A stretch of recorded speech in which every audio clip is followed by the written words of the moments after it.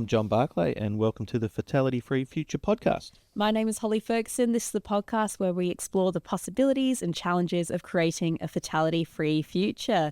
In this episode, we are joined again by Ricky Galloway to dive into critical risk management. Welcome, Ricky. Excited to be here. Thanks for having me. Yeah, great to have you back. Going straight into it, what is critical risk management?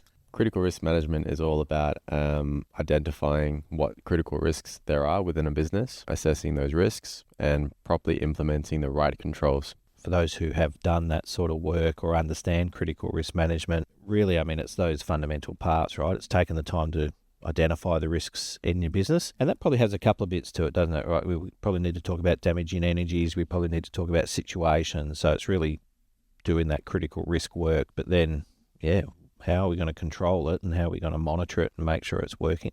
Most organisations implement critical risk management. What would you say are the key elements of a CRM? I think when you talk generally, there's the risk identification process. So organisations use a couple of different things for that. So either a risk register or bow ties, those sorts of things that sort of represent critical risks in there. And I guess that's seeking to understand what the organisation has in regards to risks and analysing those risks. So it's risk severity, doing risk assessments, those sorts of things. So that's where most organisations should have at least used some form of criteria to rate the severity of these risks. And that then should sort of help them work out which ones are critical risks versus which ones are lower potential risks. Now, I'll talk generally as an organisation. We're generally quite focused on the safety aspect, but an organisation might do that from a technology perspective, such as hackers and those sorts, and depending on the risks. It could talk financial, it could talk reputational. So when you're doing risk management,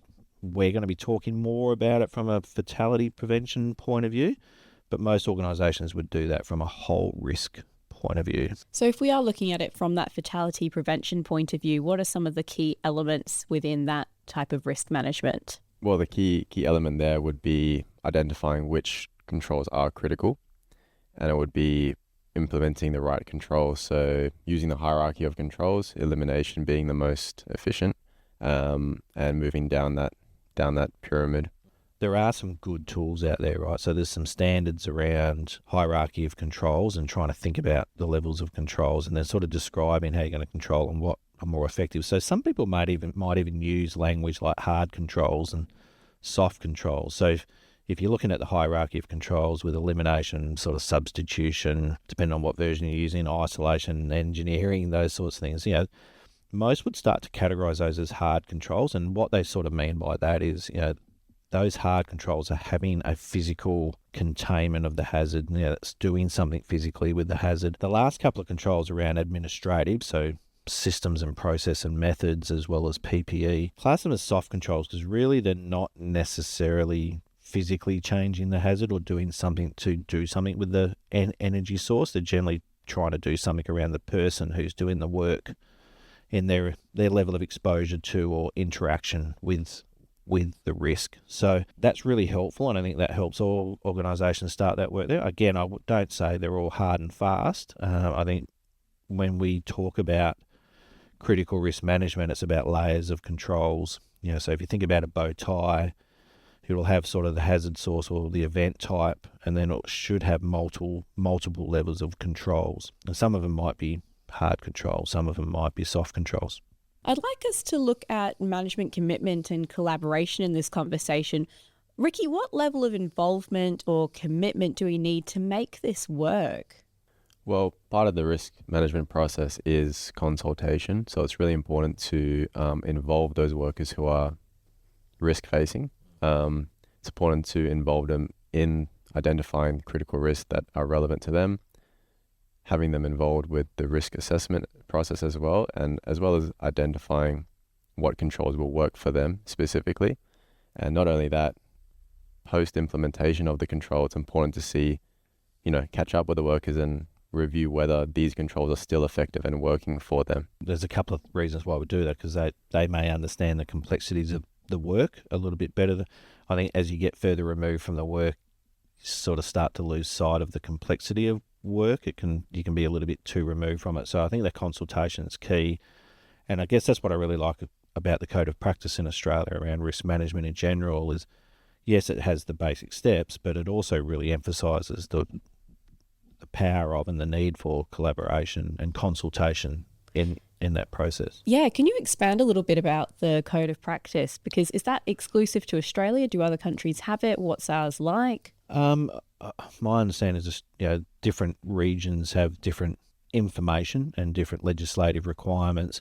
Here in Australia, we tend to refer to things as codes of practice or standards. There's international standards and Australian standards. But the codes of practice aren't law. They're not legislatively required, but they're probably more of a guide of practice. So they give you a really good code of standards, and that helps organisations at least understand what are some of these processes that will help them comply or help them implement effective processes. Yeah, I think it's interesting when we talk about the codes of practice. Organisations, although they tend to follow the Act and regs, it's important that the codes of practice are best practice. So they are admissible in court. So let's say, for example, a fatality occurred that was non-compliant. They can still refer to the code of practice and judge whether they were aligned with best practice. There's a few things going on here, and again, I'm no lawyer, right? So I'm being mindful that stepping into legal speak not necessarily where my strength sits, and we should lean on lawyers to give really good advice there. But I think fundamentally when we talk about the language in the Act, it talks about reasonably practicable. There's a couple of things for me when I'm talking to organisations is if you do the critical risk management process, such as identify risks, analyse those risks, evaluate those, then you should be able to make a determination around what's reasonably practicable in regards to the way you're going to manage it to help you inform what should be. I think codes of practice and those things sort of help you, right? Because it's already the work's been done in certain spaces, whether it's working at heights or confined spaces, whatever those things are. The work's been done by a collective group of really expert people to say these are different ways you can manage those risks, and here's some best practice around those, and it helps you at least reference how you came to those decisions. And I think there's a couple of things you want to do here. One is follow a robust process. You want to be able to use good information and be informed when making these decisions, and you want to be able to demonstrate how you got to those decisions. Then what's going to be most important is, and that comes to the management commitment part for me, are you doing what you say you're going to do? Are you actually doing the things that you should be doing? And that comes from management commitment. And they need to be able to commit to these resources, to these processes, to these work methods that ensure what you've said you're going to do is what it is you're doing. We're talking a lot about critical risk management in a context of serious injury and fatality prevention. I mean, a lot of the purpose and what got us started in this podcast, and I guess the work we do as an organisation, is around serious injury and fatality prevention.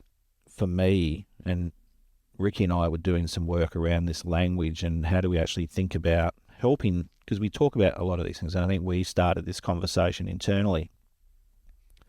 What's the difference with all of this? We're talking about serious injury and fatality, we're talking about critical risk management, we're talking about critical controls. We can get our head around a critical risk management process, we can get our head around what critical controls are. But for me, going and reading about all of that and getting into the research, serious injury and fatality prevention is sort of the overarching purpose and the overarching strategy to basically inform us that serious injury and fatality potential events are different, and they have a different precursor, they have a different construct to it. So that's where I think it can help inform the management commitment bit, right? So if you think about the risk management framework, the circle, it's got the 4 bits in there: identify the hazards, assess the risks, put controls in place, and then monitor. And then you got the consultation process around the outside. And I'm really keen to hear Ricky's thoughts on good, effective consultation processes. But I think the SIFT part for me has been helping get that management commitment right. What I mean by that is if we educate management around, it's not just about safety as a holistic thing and the old Heinrich and Bird triangle and trying to manage everything, because then we get into this getting distracted by day-to-day stuff. I think SIF research, SIF insights help foster that management commitment to good risk management practices. Yeah, I think with the the over-reliance, as you were saying before, that the causes are different.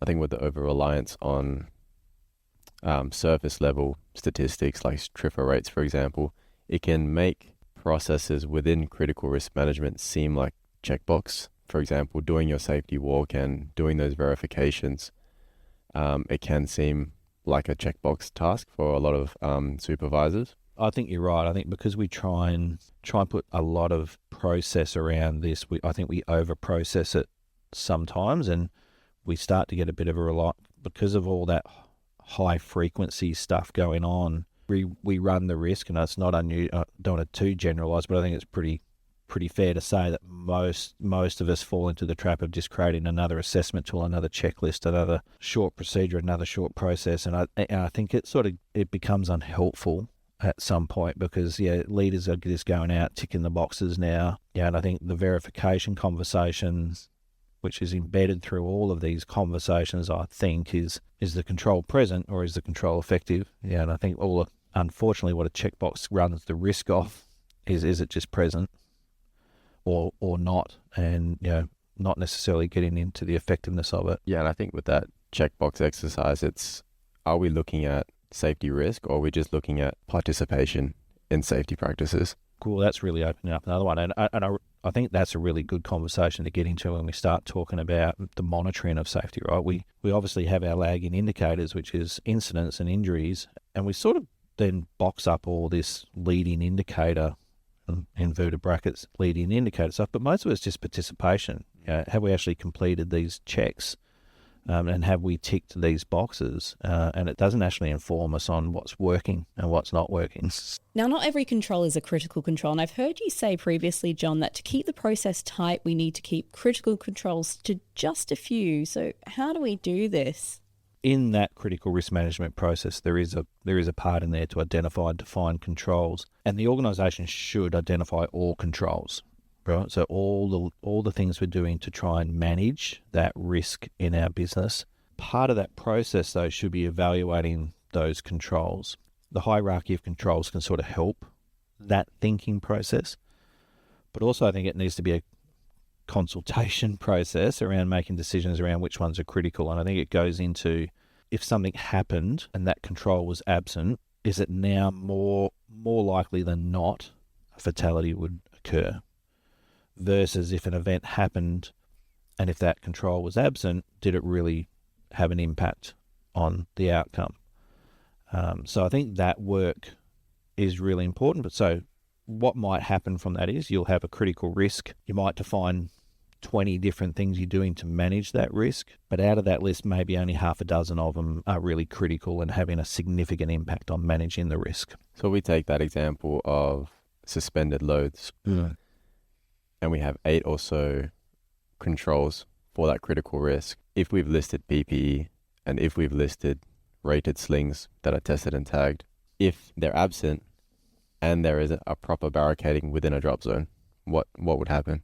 So it speaks to what you were mentioning just before, which is using the hierarchy of controls and seeing which ones are prudent in actually eliminating the risk. Whichever one we choose as examples, such as suspended loads, there are quite a few things we're doing in there around training, and if training's absent, does that still mean does that sort of prevent fatality? Where actually, when you think about exclusion zones here, actually keeping someone out actually becomes such a critical control, because if it's about fatality prevention, then you just want to, wherever possible, hierarchy of controls, keep people separated from the energy source. Right? So my experience being out in the field coaching leaders, I think we underestimate how important and how critical things like exclusion zones and barricading and separating people really become.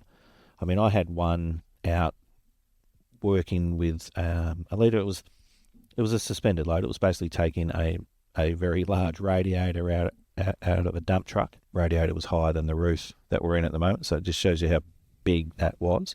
Now, this is where controls and descriptions of how we can try and control things become important as well. So the general description of a control was to not be under the suspended load and to use taglines, right? So taglines are what they use to sort of help manage the energy of the object without having to handle it while technically these people were fitting into that control. So if I was out just check, I would have just gone tick tick. They're not under the load, and they're using taglines. But I asked the question: if that fell, what would it do? So if it fell, it was going to go that way or that. So it was either going to fall one way or the other. It wasn't going to just land. Maybe you might, luckily enough, land perfectly upright, but it was going to fall forwards or backwards. It wasn't going to go sideways. It was always going to go that way. The way the taglines were set up, the people were actually standing in where it would fall. So one of them, if it fell, one of them would have been in the line of fire or the shadow of that load. So even those controls weren't really working. That they were defining them as those critical controls, which is great. But that's the verification process for me. It's actually not just going, yeah, they're not under the load, tick, and yes, they're using taglines, tick. But now just going, well, what would happen if that event happened? And therefore then they were actually standing where they would get crushed. So touching on that, there's definitely a distinction between an important control and a critical control. Fundamentally, all the controls are important. They all play a role, or we wouldn't be trying to use them. Some of them are just critical because they actually, if that energy source is released or that energy event happens, it is actually going to stop someone from getting killed. Yeah, and I think as the example Ricky used around PPE with suspended load, yeah, we know wearing PPE is important. It sort of prevents certain injuries from happening. But just having a helmet on, for example, around suspended loads isn't, if that load falls on you, it's really not going to stop it from killing you, right? So, yeah, I think that's where we need to be honest with ourselves. And I think we need to challenge ourselves and really get back to some realities of what are critical controls, without underplaying that all controls you're defining are important. I think it also just makes the process more efficient, and for any safety professionals that are listening in, particularly if you're green, there's a lot of difficulty to get started to go out in the field. And if you're out in the field to verify a critical control, it can be overwhelming to go into a high-risk situation and having to verify 8 or 9. My take or my suggestion is to just sit down, look at the critical risk and identify 1 to 2 that you then want to go out and verify that are in place, and kind of like what you mentioned before, not just compliant but also effective as well. I think that just makes the process more efficient, and it makes your time as a safety professional a little bit easier, especially if you're just starting out. And it sounds like doing that sort of thing, they're taking a bit of ownership over certain risks. And that's a really important part of this process. And I'm wondering if you have any advice around that and what schedules could be put in place to help manage those sorts of things. I mean, I know, Ricky, you talk a lot about the critical risk, like when you've identified all your critical risks in the organisation, different ways to sort of assign some ownership and accountability. So do you want to sort of talk us through some of the things you've been aware of and worked with? Yeah, I think we need to be mindful of this, the bystander effect. I think when we're in a group setting, I mean, not even safety related, when ownership has to occur and we're in a group, typically nobody puts their hand up. So I think what's important is to assign a critical risk owner to take ownership over that, and to then just implement some practices to go out and verify that they're in place. From your perspective, if I was in an organisation and I was a safety professional and we've got 8 critical risks, I mean, how would you think about engaging with different people to get them to be the one that would own that critical risk? I mean, how would you think about who's the best fit for those sorts of things? I think it comes down to, finding the right person with the experience. I think they need to know the operations to some degree in order to be the right person to become the owner. Yeah, so I think experience with what the operations are, and I think having an appropriate level of understanding of, going back to the compliant and effectiveness, having controls that are effective and having them understand how to actually implement it. And I think that's really good advice, right? So if you're thinking about someone to have assigning some ownership of a critical risk, they need to be some form of subject matter expertise in there. They need to really understand that risk well. And it's not like they don't then consult and continue the consultation process, but they understand the operation, they understand the risk in good matter. The other consideration I've seen organisations use is level of authority as well. So if they're in a role where they've got some authority to make decisions and invest and think about change, that's also a reasonably good consideration in that process as well. And just before we wrap up, you mentioned a bit about measuring and monitoring. What sort of considerations do we need to bring into that space? I mean, let's start with lagging. I mean, what's the value and challenges of the lagging indicator information? I mean, why do we use that? And what are some of the benefits of it, but what are some of the challenges of it? I think it's more used as a retrospective tool. Yep. Identify where errors have occurred previously and implementing the correct action moving forward to prevent reoccurrence. Yeah, so there's value in the lagging indicator processes, that as long as it's focused on learning and understanding. Because I mean, basically, an unwanted event's happened. So if we investigate that properly and we look at that properly, we should get some good learnings and probably try to help prevent reoccurrence. I think I had a really good conversation around this with one of our colleagues, and I said, unless the actions actually remove the energy source, the assumption that you're going to prevent that from ever happening again is unrealistic.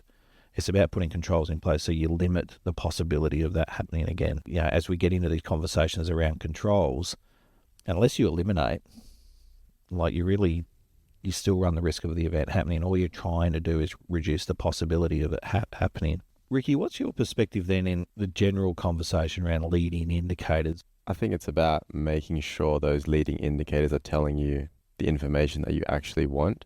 Going back to what we mentioned previously, which is, are we looking at participation in safety programs? Are we looking at actually looking at the risk itself? And I think sometimes it can throw us a curveball and take us down a wrong direction. Yeah. From your perspective, I mean, are you able to give us a couple of examples of what you mean by a participation measure? Yeah, let's take the control of let's take the example of field time, going out and doing checklists, and if we're just simply looking at the numbers of how many they're doing, yeah, and it looks all shiny, everyone gets a gold star for beating their KPIs. Yeah, and I think that's a common challenge I see in the space. So if you think about good critical risk management process, the last step is to monitor. So you need to go out and monitor it, but you also need to be measuring it and informing on it. So I think that's some of the challenges we've seen is people try to move away from just the lagging and want to do leading, but actually they don't do leading, they do participation. You know, how many activities are we actually doing? How many audits have we done? How many inspections have we done? How many critical control verifications have we done? Then they'll try and shift into that, try to get into that, what percentage compliance do we have? So how many tick boxes of yeses and nos do we have? And again, probably a little bit more informative, but again, running the risk of, you know, it looks shiny because we're 95% compliant, 95% of controls in place, but it hasn't really informed us of whether they've been implemented well and if they're effective. So I'd encourage our listeners to, yes, you got your lagging, that's going to be a standard go-to, it's a reporting process. Participation's okay because it can give you a sense of what are people doing, what we're asking them to do. Are they meeting our expectations of going out and monitoring? But try not to focus in on the basic yes, no, present, absent type measures because it's a bit misleading. Finding a way to actually assess the effectiveness of something. You know, was the risk reduced? Was it, you know, what level of risk was still present? So trying to find a way to measure that is a much better way than just going, hey, we've been 95% compliant, and everyone gets all really comfortable and then gets shocked when we have an event. I think just on that, practically speaking, it's about what value are you getting from the exercise? Yeah. What time are you putting in? What resources are you putting in? And what are you getting back from that? Yeah. What I'm hearing here is that look beyond the statistics. Yep. And check boxes don't always tell the whole story. No, they definitely don't. Ricky, thank you again for joining us on the Fatality Free Future podcast. Thank you for having me. All right, thanks, Ricky. Thank you for listening to this episode of the Fatality Free Future podcast. Head to our Fatality Free Future hub on barclays.com for more information and to access everything we spoke about in this episode.